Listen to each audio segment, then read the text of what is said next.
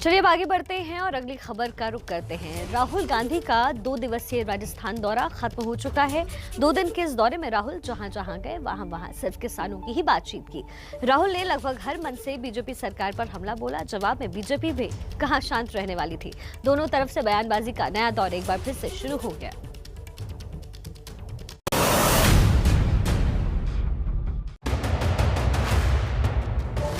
भाई और बहनों, मंडी खत्म हो जाएगी, मंडियां बंद हो जाएगी।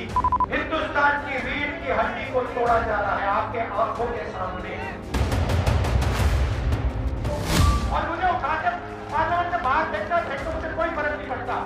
वो देश का मनोरंजन ऐसे ही झूठ बोलकर करते रहेंगे। राजस्थान में राहुल की ललकार।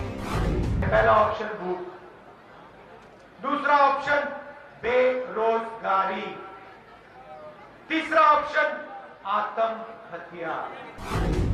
दिल्ली से बीजेपी का पलटवार। कुछ लोग एंटरटेनमेंट के लिए बने हैं, उनको एंटरटेनमेंट करने दीजिए। किसान आंदोलन पर राहुल गांधी ने खुद कांग्रेस की तरफ से मोर्चा संभाला हुआ है।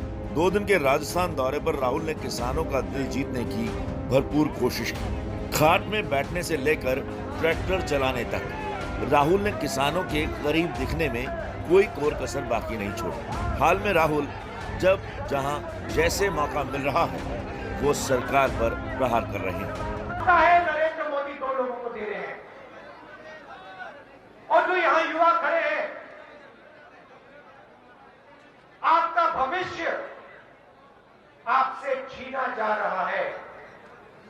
हिंदुस्तान की रीढ़ की हड्डी को तोड़ा जा रहा है आपके आंखों के सामने। इसकी शुरुआत नरेंद्र मोदी ने नोटबंदी से की। आपके जेब में से पैसा निकालकर उन्हीं 2-3 उद्योगपतियों को दिया। मैं अपने भाषण के बाद अकेले यहां 2 मिनट के लिए शांत खड़ा हो जाऊंगा किसानों का आदर करने के लिए। ना कोई मंत्री खड़ा हुआ, ना कोई बीजेपी का एमपी सांसद खड़ा हुआ। विपक्ष के सब लोग खड़े हो गए, मगर बीजेपी का एक आदमी उस हाउस में नहीं खड़ा हुआ। किसान के घर में डाका डाल रहे हो, आप उससे चोरी करने की कोशिश कर रहे हो। आप जो उसका है उससे छीन कर हम दो हमारे दो को देने की कोशिश कर रहे हो। और फिर आप कहते हो किसानों से मैं बात करने को तैयार हूं। कोई किसान आपसे बात नहीं करेगा जब तक आपने ये कानून वापस नहीं लिया। हिंदुस्तान का एक किसान आपसे नहीं बात करेगा। कुछ महीनों पहले तक कांग्रेस में बगावत का बिगुल बजा रहे सचिन पायलट भी किसानों के मुद्दे पर एक बार फिर सुर्खियों में हैं। सचिन पायलट ने केंद्र सरकार पर हमला बोला और राहुल की तारीफ में कसीदे पड़े। अब इस पूरे आंदोलन और विरोध को जो गति मिली है राहुल जी के आने से, उसका परिणाम हमें आने वाले समय मिलेगा देखने को। क्योंकि केंद्र सरकार की जो जिद है, जो पार्लियामेंट के अंदर सरकार ने अपनी जिद दिखाई है, और हम सबको उम्मीद थी कि हो सकता है इतने किसान शहीद हुए हैं, इतने लोग मांग करते हैं, विपक्ष की मांग है, किसानों की मांग है, शायद पार्लियामेंट के सेशन में ये सरकार इन बिल्स को वापस ले ले। लेकिन बड़ा दुख मुझे हुआ कि घमंड और अहंकार इतना है कि किसानों की शहादत पर भी कोई सहानुभूति देने को तैयार नहीं है। सरकार और प्रधानमंत्री पर हमला हुआ तो मंत्रियों से लेकर बीजेपी नेताओं की फौज राहुल पर पलटवार के लिए उतर गई। राहुल गांधी की बात को कांग्रेस पार्टी के लोग भी गंभीरता से लेते नहीं हैं। राहुल गांधी के नेतृत्व में कांग्रेस जिस तीव्र गति के साथ स्खलित हो रही है,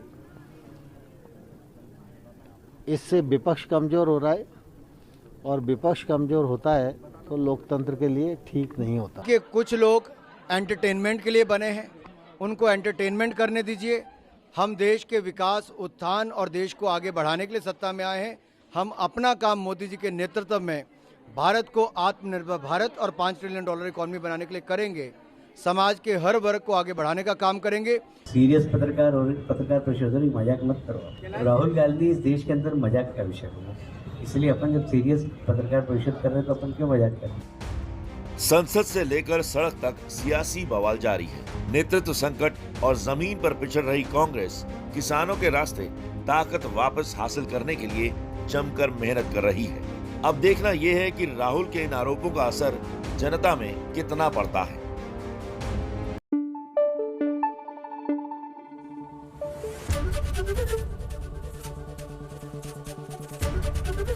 एबीपी न्यूज आपको रखे आगे।